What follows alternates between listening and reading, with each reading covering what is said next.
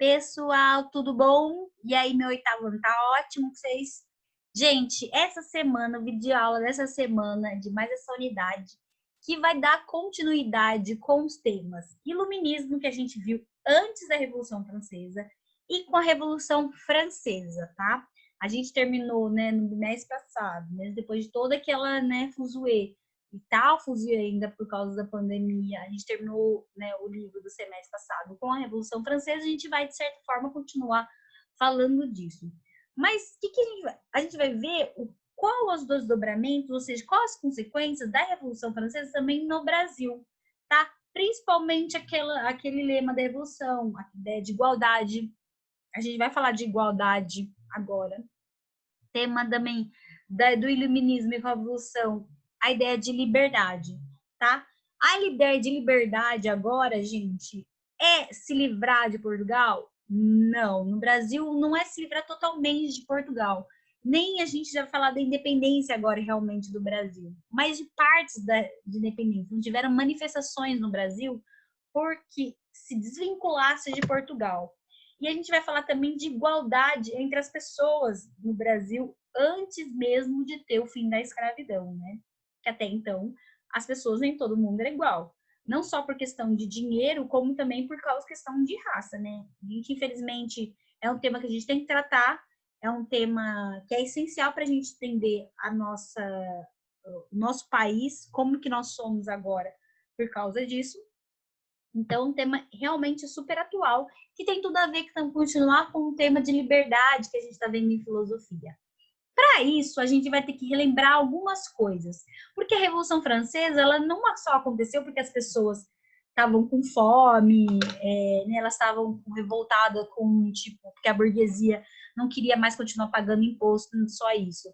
A Revolução Francesa aconteceu por causa também do iluminismo, porque com todos aqueles filósofos trazendo novas ideias do iluminismo, se baseando na razão, do questionamento, do método do iluminismo, é que é possível ter levado tudo esse questionamento por um problema social, problema econômico, problema político, e, por exemplo, foi que acabou na Revolução. Vou mostrar para vocês o material, né? Que é com base no material de vocês também, que eu vou repassar para vocês, que é um resuminho que nem aquele que eu fazia na aula, né? Mas como que não tá dando fazer um resuminho na aula, né? Vou trazer para vocês aqui o resuminho. Ok, pessoal? E a gente vai trabalhar com o livro e com o resuminho. Vamos lá. O tema, né? Ideias iluministas na América. As ideias iluministas na América não vão só influenciar aqui no Brasil, vão influenciar nos Estados Unidos. É quando os Estados Unidos vão tentar, ou seja, as 13 colônias que fazem parte dos Estados Unidos hoje vão tentar a independência da Inglaterra. É quando vai ter a Revolução Haitiana. Gente, a Revolução Haitiana é super legal de se entender. A Revolução Haitiana é a única revolução no mundo desse tipo de porte, que aconteceu no Haiti. O que é o Haiti? O Haiti hoje é um país que ele era colônia da França, bem na América Central. O que acontece? O Haiti era composto em 90% da população negra e os outros 10% descendentes de franceses. O que acontece com a Revolução Haitiana? Em resumo, a Revolução Haitiana ela vai ser tão diferente e o resto do mundo vai ter tanto medo do exemplo da Revolução Haitiana que vão tentar apagar a Revolução Haitiana da história do mundo. Por quê? Porque a Revolução Haitiana foi feita 100% por ex-escravos e escravizados. Ou seja, a Revolução Haitiana ela é 100% feita pela população negra no Haiti. Os revolucionários, né, eles desejaram, principalmente por causa do iluminismo, a ideia de igualdade. Eles queriam acabar com a escravidão no Haiti. Para isso, eles não só tiraram do poder todos os brancos, como alguns eles levaram à morte, como de exemplo, ou outros eles mandaram de volta para a França. Então, o Haiti é um grande exemplo no mundo de revolução feita por negros. Então, tipo, né? Imagina, o resto do mundo morria de medo desse exemplo chegar em qualquer colônia, com medo que a maior parte dos escravos se revoltassem. Por isso que, por muito tempo, a Revolução Haitiana foi apagada da história do mundo. Isso é muito, né? Porque muitas vezes a gente nem sabia da Revolução Haitiana aqui no Brasil, tá bom, pessoal? Mas ela foi essencial para a gente estudar como é que sua maior parte chega a um ponto em que esses escravizados não aguentam mais e eles se revolucionam. E a Revolução Haitiana ela só vai acontecer também com a ideia do iluminismo. Então, por isso que a gente vai voltar algumas ideias dessas para eu explicar para vocês, tá? Essa imagem que está aparecendo aqui embaixo, ela é uma imagem dos filósofos, né, o Jacques Rousseau, que é um dos filósofos que vai falar, vai pregar a coisa da propriedade privada, que o ser humano precisa, pode, né, pode tirar o governo, o poder do governo, quando esse governo não protege a propriedade privada, que é um dos direitos naturais do homem, tá bom, pessoal? Vamos lá relembrar. O que acontece? O que era o iluminismo? Tá? Esses grupos aqui, essa imagem aqui, são um encontro, como vocês imaginaram, de vários filósofos iluministas. O Voltaire, o Diderot, o Rousseau, tá? E muitos outros. Quais são as características que o iluminismo, que esses filósofos começaram a defender? Valorização da razão. Por isso que é iluminismo, a ideia de iluminação, a ideia de ilustração, a ideia de a pessoa ser clareada pelas ideias. Então, a gente começar a usar realmente a razão, ao invés de ter aquela dominação da igreja, né? Principalmente a igreja católica. Valorização do método, questionamento. Por isso que a igreja combatia o iluminismo. Por quê? A gente não pode questionar Deus. Então, o questionamento de todas as coisas traria o questionamento da religião. Por isso que os filósofos defendiam o questionamento. Contra o absolutismo. Por que os filósofos vão ser contra os reis absolutos? Se o rei tem poder total, mas esse rei ele não garante às pessoas os direitos essenciais que eles consideram essenciais, ou seja, os direitos naturais ao homem, esse rei tem que sair do poder. Por quê? Qual é a função do rei? A função do rei é proteger o seu súdito. Se nesse pacto o súdito que dá impostos ao rei, paga ao rei, e o rei não dá em troca sua proteção, esse rei não está cumprindo aquilo que foi feito dentro do pacto. Logo, esse rei tem que sair. Por isso que eles queriam acabar com o absolutismo. Só que o absolutismo, esse rei que era absoluto, que tinha muito poder, o que ele dava? Ele dava muitas vantagens à nobreza, à classe social da nobreza, que ela, na verdade, não dava nada em retorno. Como os burgueses começaram a ganhar mais poder, começaram a questionar se esse poder realmente devia estar nas mãos da realeza e da nobreza. Defesa dos direitos naturais. Gente, até hoje, a base do capitalismo nosso, uma das coisas, questionamento nosso, é defender os direitos naturais. O que são os direitos naturais? Direito à felicidade, direito à liberdade, direito ao pensar, direito à propriedade privada. O que é a propriedade privada? Entendia-se como propriedade privada tudo aquilo que pertencia a si. O que era isso? O que era isso? Né? Então, todas as terras. Né? É o óculos, é a caneta? Não é isso que a gente está falando. É a propriedade que faz parte ao homem, aquilo que ele lutou para ter. Sempre esse homem lutou para ter isso? Não. Mas isso, questionar o direito à propriedade privada, para a maior parte dos filósofos, era questionar um direito natural que ele tinha de ter essa propriedade.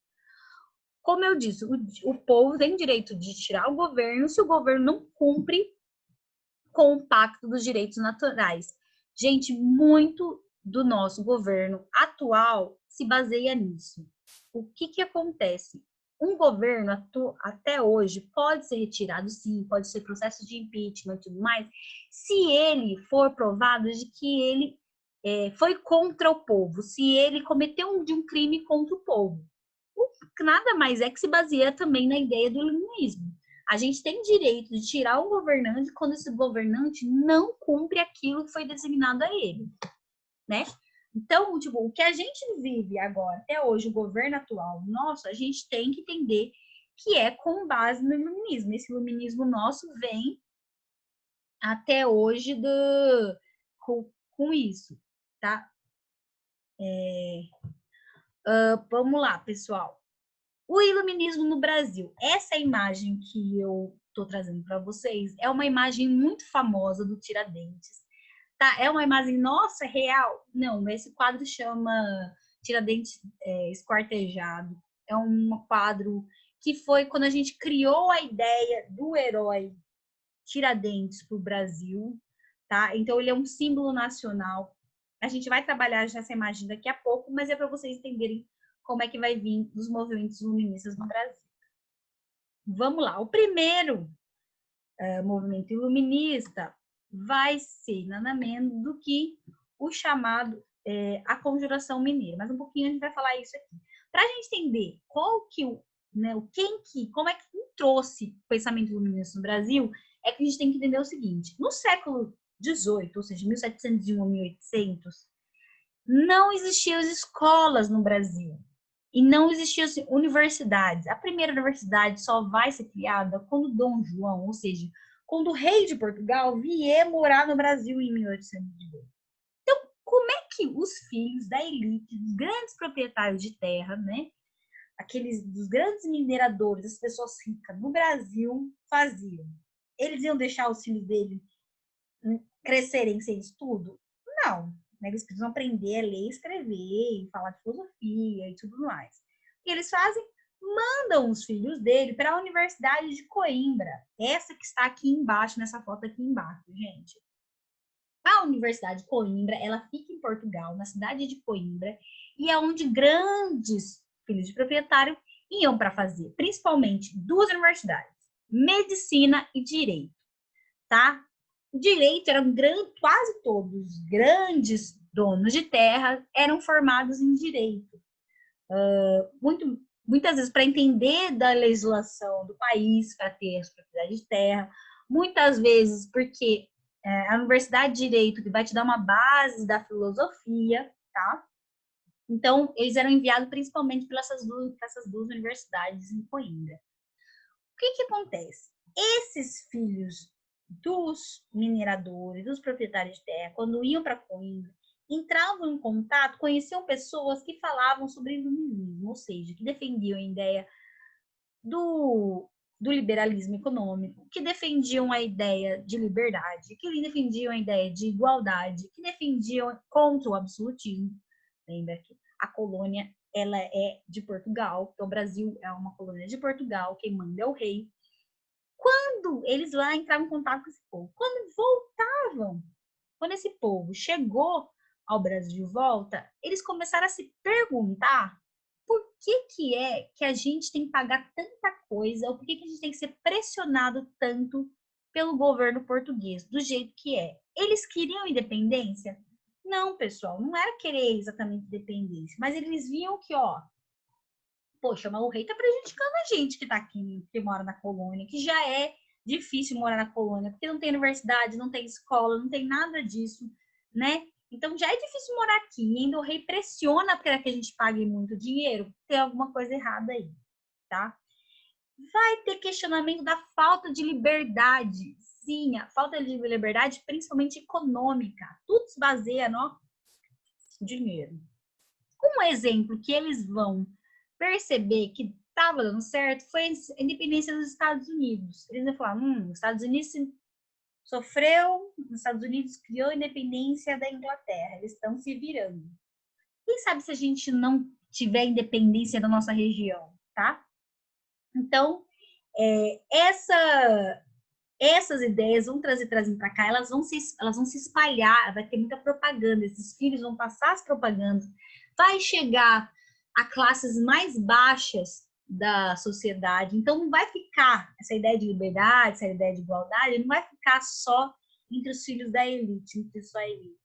Vai ser ouvida e vai ser pensada também pela classe mais baixa, mais pobre, como escravizados, como libertos, ex-escravos, ou seja, libertos, como trabalhadores livres, capatazes, médicos, advogados, artesãos, comerciantes. Então, toda essa população vai também escutar sobre isso e vai começar também a se questionar sobre esse rei de Portugal. A primeira revolta que a gente vai falar, que tem essa influência iluminista no Brasil, é a Conjuração Mineira, ou a famosa Inconfidência Mineira. Gente, essa, para vocês conhecem um pouquinho de Minas, essa aqui é a bandeira do estado de Minas Gerais. Libertas quaceratamen, tá? Essa, tá vendo esse triângulozinho vermelho?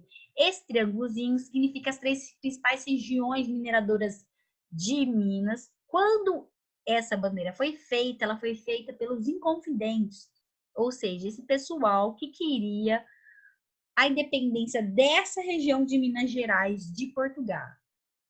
O que está escrito nesta frase, nessa bandeira, que está em latim, tá? Está escrito: liberdade, mesmo que tardia. Então, a luta aí é por liberdade. A luta, nesse caso, é por independência. Do Brasil? Não. Somente da região de Minas Gerais. Tá? Por isso que até hoje ela é a bandeira de Minas Gerais. Onde que vai acontecer, né? Vai acontecer em Minas, tá? Da capitania de Minas Gerais. Vai acontecer quando? Em 1789, no mesmo ano que estoura a Revolução Francesa. Mas falou, tia, como é que foi influência da Revolução Francesa se está acontecendo no mesmo ano da Revolução Francesa? Porque a Revolução estoura em 89 na França. Entretanto, a Revolução já tem todo uma briga, assim, todos os luministas já discutindo antes de 89. 89 é só uma gota d'água, tá bom? Então, a Revolução vai acontecer, essas ideias vão chegar no Brasil antes mesmo de estourar a Revolução lá. Essa sociedade mineira, ela é formada por quem? Por mineradores. Os mineradores eram principalmente portugueses e outros, ou brasileiros já, que vinham de outras regiões com dinheiro, vinham para Minas Gerais e conseguiam, né, lembrando que eles conseguiam em Minas Gerais comprar minas onde tinha ouro a rodo, gente, tinha ouro no rio, assim, ó, fácil de achar. Esses mineradores, eles juntaram muito dinheiro e se tornaram extremamente ricos. Então, essa sociedade vai ser formada por essas pessoas que não são donas de fazendas muito grandes, mas são donas de minas, que às vezes dá mais dinheiro que fazenda. Era feita por comerciantes, que eram aqueles tropeiros. Lembra que eu trouxe feijão para vocês, os tropeiros, aquela galera que carregava, né, trazia mantimentos e tudo mais no lombo do burro pelo interior de São Paulo, de Minas Gerais, da Bahia. Esse vai também trazer além desses comerciantes, vão ser também, né, além desses comerciantes, vão vir muitos comerciantes de tecido e tudo mais nessa região de Minas, tá bom? Vai ter profissionais liberais. O que são profissionais liberais? São profissionais que eles vendem o trabalho, ou seja, a mão de obra deles, como os médicos, como os advogados, como professores. Eles vendem aquilo, eles prestam um serviço, eles vendem o serviço deles, tá? Eles são profissionais liberais. Nessa sociedade também teremos escravizados, né? Negros escravizados, negros libertos, aqueles que já conseguiram comprar de certa forma ou o proprietário deu a liberdade, e trabalhadores livres. Vai ter capataz, vai ter garimpeiro, né? Faz o garimpo do ouro, vai ter de tudo. Tirando os mineradores, o resto eram trabalhadores numa classe social muito baixa, muito pobre, tá? Quem que vai buscar, quem vai fazer essa revolta por mudanças em Minas Gerais. Vão ser milícias, ou seja, o que são milícias? Milícias são aquele grupo que ele é paramilitar, que a gente chama. São grupos que eles trabalham como um exército, mas vendendo essa ideia de exército para quem pagar, quase um mercenário, tá? A igreja também vai fazer parte, a administração colonial. Quem são os líderes dessa revolta de conjuração? É um militar chamado Francisco de Paula Freire de Andrade, vai ser o poeta Tomás Antônio Gonzaga, considerado um dos primeiros poetas realmente brasileiros, tá? Ele vai ser muito famoso em Portugal, ele vai ser muito famoso também na nossa literatura brasileira. Ele é um dos primeiros considerados que cria-se uma literatura brasileira, que é este carinha aqui, ó, Tomás Antônio Gonzaga, que está no cantinho aqui direito. O poeta e advogado também, Cláudio Manuel da Costa, que também vai ter uma grande importância. É ele que vai escrever o hino e o certificado dos Inconfidentes, ele que vai popularizar a ideia dos Inconfidentes. E um cara chamado, que era um alferes, que era dentista, que era advogado, que era engenheiro, que era várias coisas, que era, entre eles, talvez, de família menos abastada, chamado Joaquim José da Silva Xavier, ou o que a gente chama de Tiradentes. Recebeu esse nome, sim, porque dentista mesmo ele não era, mas ele vendia o serviço dele de trabalho de tirar os dentes. Dentista não fazia tratamento, ele gostava de arrancar.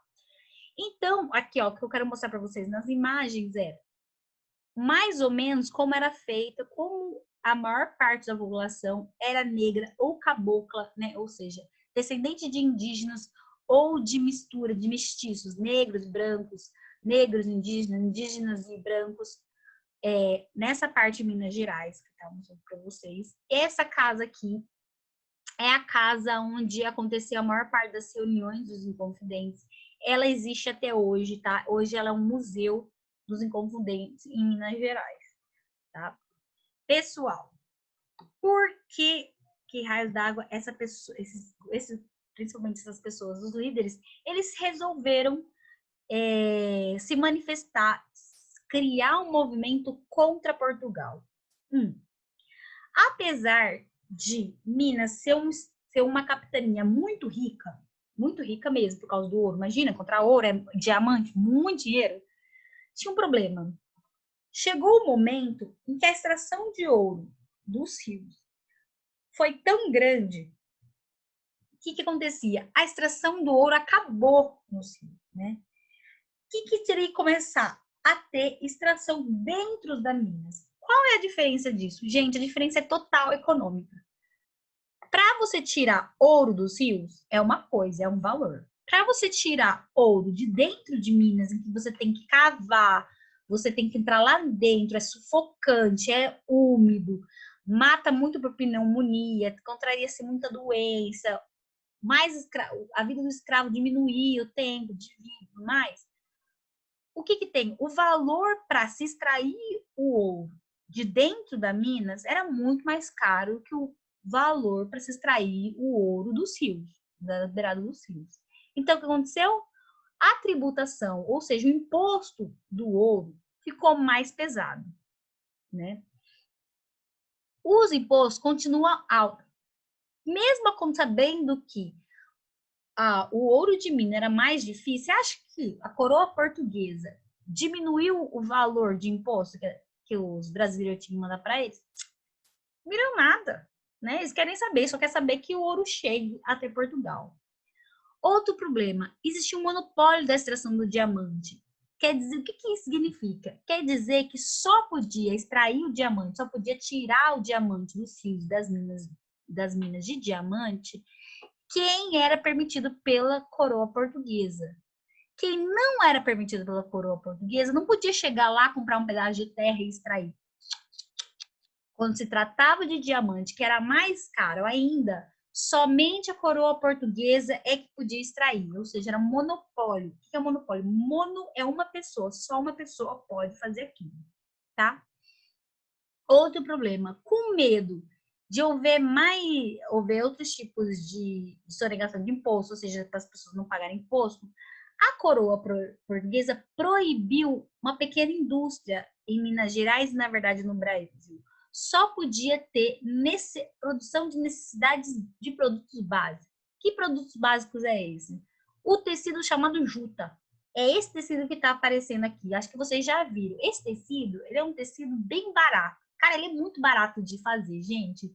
Ele é um tecido extremamente barato, é um tecido que pinica, é um tecido pé. Para fazer roupa não dá, não. É péssimo mesmo. Mas ele era essencial porque ele fazia ensacamentos, ou seja, era fazia os sacos deles para carregar o ouro, ou carregar alimentos. As roupas dos escravizados era feito de juta, tá bom? Que é esse tecido que ele é super barato, assim, ele é a base do algodão, ele é muito, muito barato. Então, só a coroa portuguesa só permitiu que no Brasil todo, só tivesse indústria para produção disso, ou produtos muito básicos. O resto não podia ter. Então, o que eles tinham que fazer? Quem morava no Brasil tinha que importar tudo lá de Portugal, da Europa, para chegar, além de ser caro, além, né, dinheiro muito caro, porque tem que vir de navio lá, comprar uma quantidade, vir de navio, não vai chegar aqui, tem imposto, tudo mais, né? E ainda demorava meses para chegar o negócio, então era muito ruim para quem morava aqui. O que acontece? Como eu falei, no século XVIII começa a diminuir a quantidade de ouro e diamante. A coroa portuguesa não quer saber disso, não vai diminuir a quantidade de taxa. Começa a acontecer o quê? Ela começa a perceber que a quantidade de ouro não está vindo suficiente, nem de diamante. Ela pensou o quê? Que as minas secaram? Não. A lógica do governo é pensar as pessoas estão roubando. As pessoas estão contrabandeando o ouro, então elas estão roubando. Para garantir que esse ouro chegue a Portugal, o que fez? Aumentar a fiscalização dentro da colônia. Ela manda para Minas Gerais um governador que é português, chamado Visconde de Barbacena, para garantir que esse ouro vai chegar em Portugal, para garantir que seja feita anualmente o envio de 100 arrobas de ouro. Gente, quanto é 100 arrobas de ouro? 100 arrobas de ouro é 1.500 quilos de ouro, gente. 1.500 quilos de ouro tinha que ser entregue à coroa portuguesa todo ano. O que era essa entrega desse ouro? Chamava derrama, tá? Acontecia mais ou menos nesse período. Em fevereiro é quando os mineradores tinham que pagar a Portugal a quantidade de 100 arrobas de ouro, ou seja, 1.500 quilos de ouro, tá? 1.500 quilos, ou seja, 1 tonelada e 500 gramas de ouro, gente. Cada vez mais se diminuía a quantidade de ouro, os brasileiros mineradores começaram a falar, gente, mas tem um problema aqui, né? Que, né, a gente não tem esse ouro mais não. Essa revolta começa a perceber para os filhos daqueles mineradores de que a coroa portuguesa está abusando do poder dela. Ela não está olhando pelos súditos dela aqui. Qual que eu falei para vocês, gente, que era o problema do iluminismo? O que o iluminismo diz? O iluminismo diz que se o rei, ou seja, o governo, não está garantindo tudo, as necessidades básicas, necessários, direitos naturais dos seus súditos, os súditos, ou seja, a população, tem o direito de tirar este governo. Tá? É aí que começa o problema. Tá bom? Essa aqui, gente, é a casa de fundição em Ouro Preto, em Minas Gerais. O que aconteceu na casa de fundição? Lembre-se, a casa de fundição ela era feita para fundir o ouro, para ser enviados em barras de ouro e que não tenha contrabando desse ouro, né? E aí conseguir enviar essas 100 arrobas de ouro para Portugal. O que vai acontecer? Esses filhos, esses descendentes de mineradores conjurados ou confundentes, vão começar a se reunir para começar a achar uma alternativa para este problema. Esse é um quadro criado, né, por um pintor que mostra os Inconfidentes né, pintando, criando a bandeira da Inconfidência, que é essa bandeira, vocês verem, um né, esse quadradinho, né, esse triângulozinho, né, e escrevendo libertas que será Tallinn também, né? A bandeira tá em verde, ela era o símbolo em verde depois que se mudou em vermelho, tá? O que esses confidentes queriam? Eles queriam a formação de uma república. O que significa a formação de uma república? Eles querem que essa região de Minas Gerais, ou seja, a capitania de Minas Gerais, se separe de Portugal. Como eu falei, não querem o Brasil inteiro, eles não querem independência do Brasil, eles querem independência somente da capitania de Minas Gerais. Quando essa capitania fosse independente, eles iam querer colocar um rei lá? Não. Eles iam querer colocar alguém do povo lá, por isso que é uma república e não uma monarquia. Eles queriam alguém que fosse eleito pelo povo. O povo, aquele gente, né, gente? A gente sabia muito bem que quem ia eleger, na verdade, é a elite, tá? O povo mesmo, em geral, não ia eleger ninguém. Essa república seria comandada, provavelmente, por alguém da elite. Mas seria alguém ligada à monarquia? Não, não teria rei, não teria filho de rei, não teria príncipe, não teria nada disso.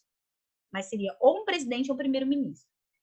Eles queriam uma república livre, ou seja, né, sem que tivesse qualquer coisa com a Portugal, uma república autônoma, região da capitania autônoma, ou seja, que tivesse liberdade para poder dizer quais a política dela, qual a economia que ela quer e tudo mais. A capital seria São João del Rei, que é uma cidade mineradora que era muito rica também ali em Minas Gerais. Eles queriam o fim do monopólio do diamante. O que significa isso? Que todas as pessoas que tivessem dinheiro poderiam comprar terras em regiões de diamante para extrair o diamante e não mais ser da corte portuguesa. Queriam criar uma universidade, né? Poxa, eles estavam cansados, né, de ter que ir para Portugal para poder estudar. Criar uma universidade em Vila Rica, que era a cidade que hoje é conhecida como Ouro Preto. Para quê? Para formar principalmente médicos, engenheiros e de direito, advogados, né, que eram os principais trabalhos na época.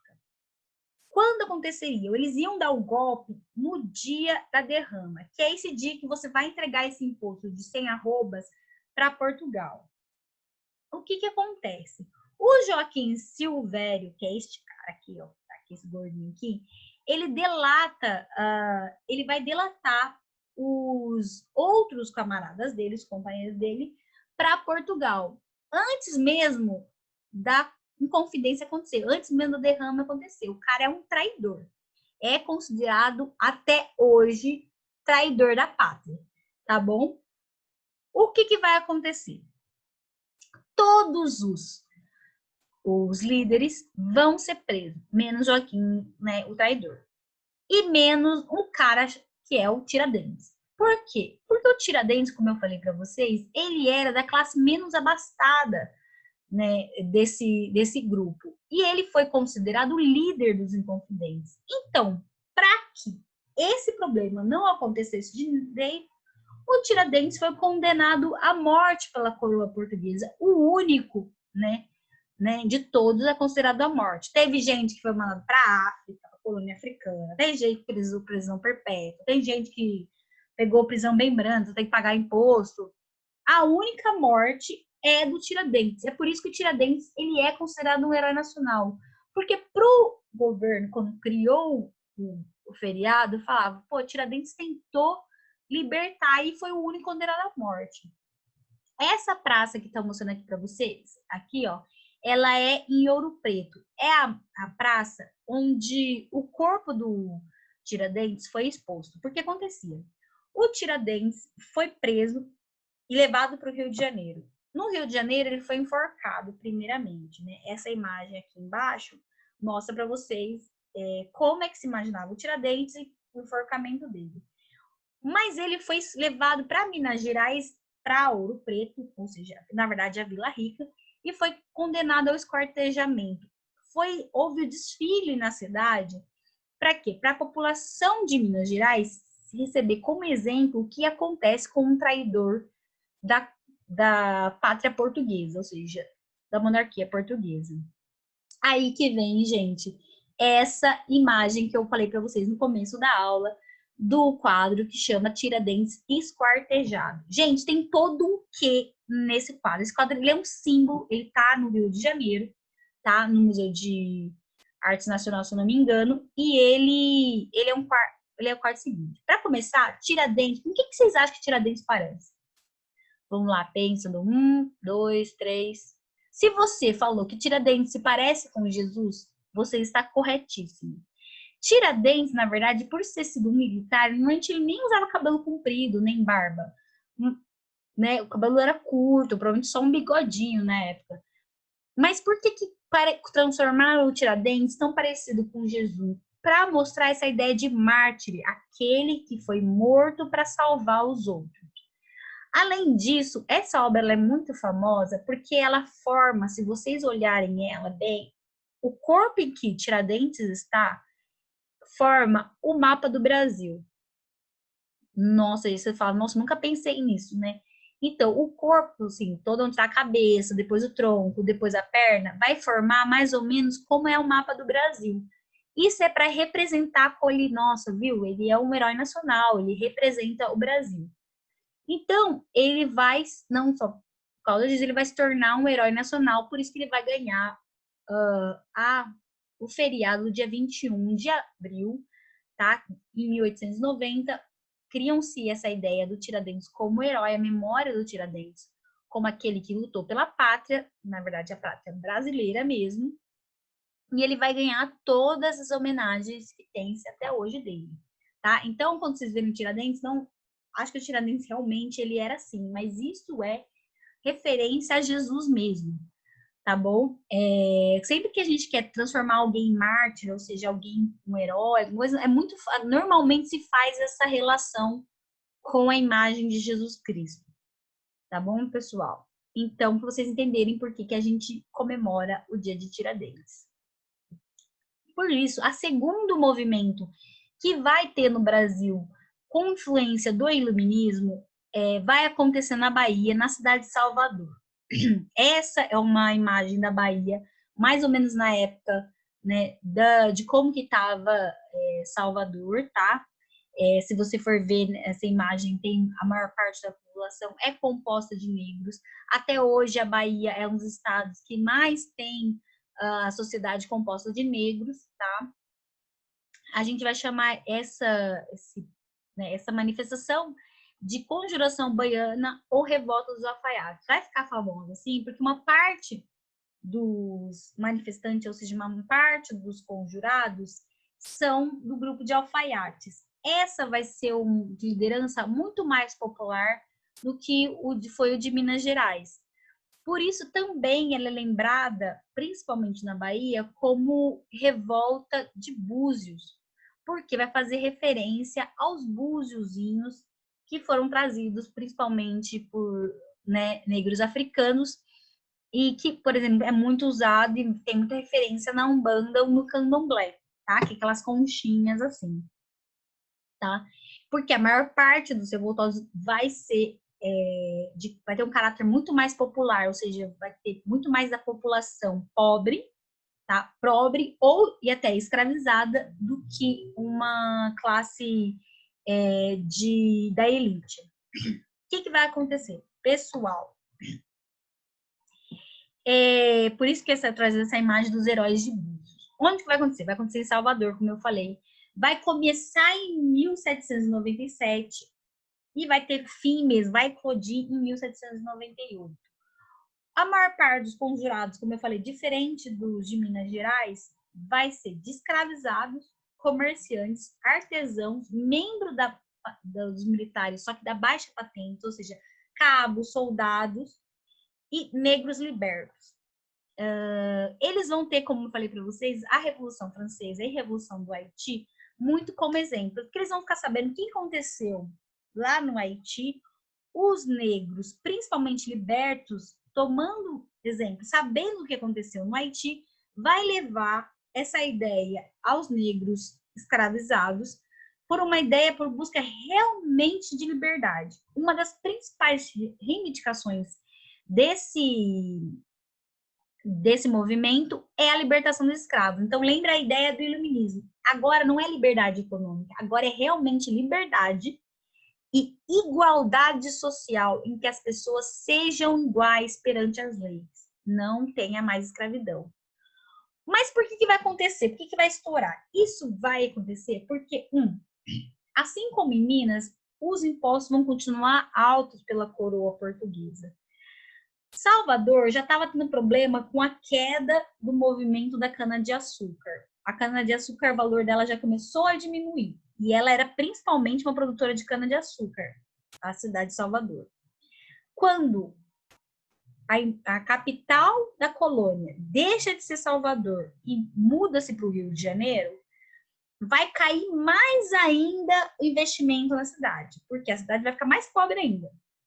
Porque se vai para Rio de Janeiro, toda a parte administrativa da colônia vai para o Rio de Janeiro também. Não tem mais parte administrativa lá. A cana-de-açúcar começa, o açúcar que valia milhares de dinheiros, agora vale muito pouco, tá? Quando vai se plantar o cana-de-açúcar, vocês lembram do que eu falei no ano passado, a plantação de cana-de-açúcar, você precisa de uma região grande para plantar cana-de-açúcar, porque a quantidade é necessária bem grande. Como plantava-se muito cana-de-açúcar, começou a faltar alimentos básicos. Faltava arroz, faltava milho, faltava feijão. A população começa o quê? A passar fome, principalmente. Então, falta de alimentos foi uma das coisas que mais revoltaram o grupo. Veja a diferença. Em Minas Gerais, o que revoltou foi principalmente a quantidade de imposto. Por isso que quem se revoltou? Pessoas mais da elite. Em Salvador, na Bahia, o problema maior era a falta de alimento. Quem se revoltou? Grupos mais da classe social baixa, né? Mais pobres.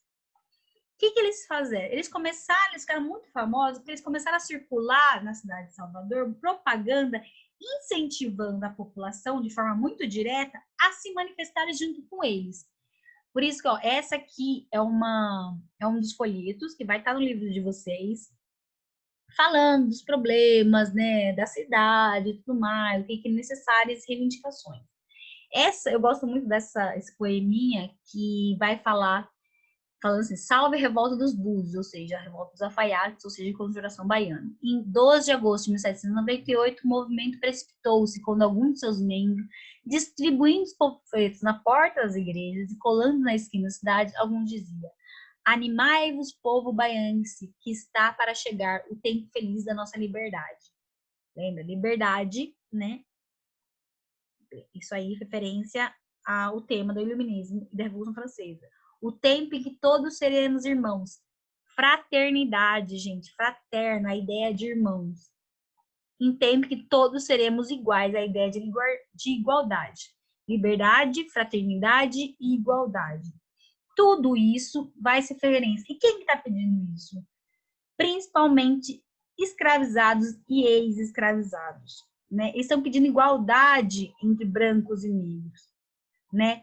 Por isso que os heróis de Búzios vão ser feitos todos por negros, ou seja, João de Deus, Luiz Gonzaga, Manuel Faustino e Lucas Dantas. O que acontece? Os militares vão ver as propagandas e vão descobrir que tá para se acontecer uma revolta lá em Salvador. Esses líderes vão ser presos, tá? E eles vão ser principalmente condenados diferente. Como eles não são da elite, que nem era em Minas Gerais, todos vão ser presos. E somente os negros vão, ou seja, afrodescendentes, vão ser condenados à morte. Somente os afrodescendentes. Nenhum branco foi condenado à morte. Todos foram presos, mas somente negros foram condenados à morte. Isso mostra o problema tão geral de que era pedir por igualdade e pedir por liberdade nessa classe, né? Por quê? Você acha que a coroa portuguesa vai querer se livrar de propriedade, objeto que os negros eram escravizados, eram considerados? Não. Então, isso era eles tinham que matar esses ex-escravizados, todos os afrodescendentes, para servir de exemplo do que acontece quando se pede liberdade e igualdade, tá? Esse também é interessante porque esse é uma das revoltas que talvez das mais importantes no Brasil, e houve um apagamento também, dificilmente se falava-se dessa revolta ou desse caráter popular dessa revolta por causa disso. Imagina se a gente quer dizer que o Brasil buscou por tanto tempo por igualdade entre ex-escravizados e escravizados, entre negros e brancos, tá? Mas é uma dos conflitos no Brasil que eu acho que a gente devia mais falar. Tá bom, pessoal? Essa aula vai terminar essa unidade. Vocês vão fazer as atividades e aí depois, na quarta-feira, a gente vai falar sobre essas atividades e vamos bora para frente. Beijo para vocês. Tchau, tchau.